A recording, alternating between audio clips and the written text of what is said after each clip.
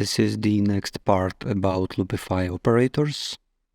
So here I have a simple moving object. It is not looping, but for the purpose of this explanation, it's okay. Let's say I have another cube. I will add a single keyframe to it, and I want to copy animation from the first object. I'll just press copy keyframes with this F-curve selected, and with the second cube selected and its F-curve selected, press paste keyframes.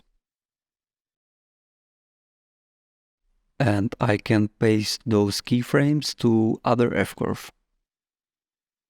I will keyframe Y location and paste the keyframes.